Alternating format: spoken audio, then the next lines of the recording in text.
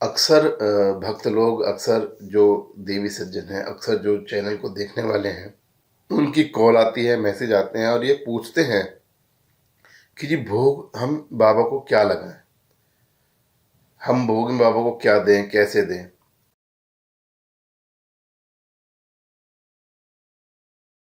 जय श्री गुरु गोरखनाथ महाराज की जय, जय जय धामाहार की जय, बागड़ की सरकार की जय, जहारवीर बाबा तेरी सदा ही जय। तो भाई पहले तो ये बात समझ लीजिए कि भोग लगाते क्यों हैं। हम अपने ईष्ट को अर्पण करते हैं जो हमारे पास होता है, जो हमें दिया है हमारे महाराज ने, जो भी सामर्थ्य दिया। तो इसलिए मैं हमेशा बोलता हूँ कि भोग को सामर्थ्य के अनुसार लगाइए। आपने अपने घर पे धूना लगाया है तो अपनी सामर्थ्य अनुसार धूना लगाइए। भाई मेरे महाराज ने मुझे सूखी रोटी दी है, आलू की सब्जी दी है, तो मैं तो सूखी रोटी और आलू की सब्जी ही अर्पण करूंगा मेरे महाराज को। बाबा ले, मैं बस इतना जानता हूँ कि मैं कुछ भी खा रहा हूँ, मुझे कुछ भी भोजन दिया है मेरे महाराज ने, तो मैं उस भोजन में से पहले अपने महाराज को अर्पण कर रहा हूँ कि महाराज लो, आप भोग लगाओ, अपने भोग लगाओ, अपने गण सिद्धों के साथ भोग लगाओ, अपने दूतों के साथ भोग लगाओ। आप प्रथम भोग लगाइए, देवी देवताओं अपना भोग लगाइए, उसके बाद फिर मैं अपना भोजन करता हूँ। तो भोग इसलिए दिया जाता है कि जो भी हमें दिया है हमारे इष्ट ने, वो पहले उसको अर्पण करते हैं।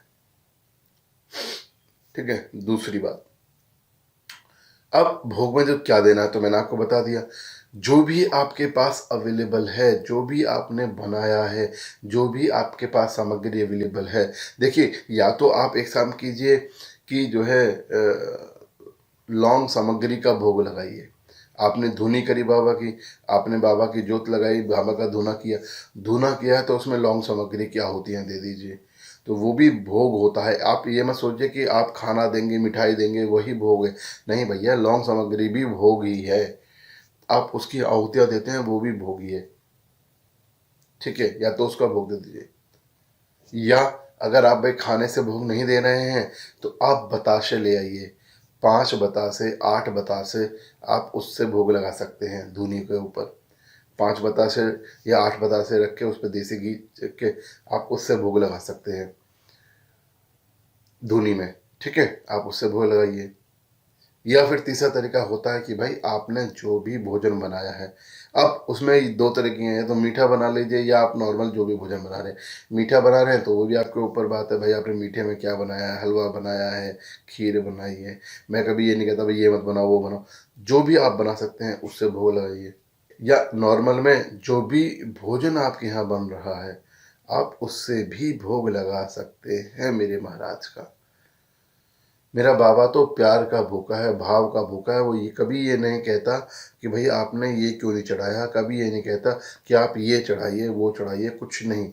वो तो भाव का भूखा है, प्यार का भूखा है। जो भी आप चढ़ाते हैं उसको वो सहज से स्वीकार कर लेता है, उसको वो स्वीकार कर लेता है, उससे ही वो प्रसन्न हो जाता है। वो कभी ये नहीं देखता कि भाई आपने ये क्यों नहीं चढ़ाया। तो भैया भोग मैंने आपको बता दिया, आप आराम से, आसानी से, मोहब्बत से बस अपने भाव को सही रखिए।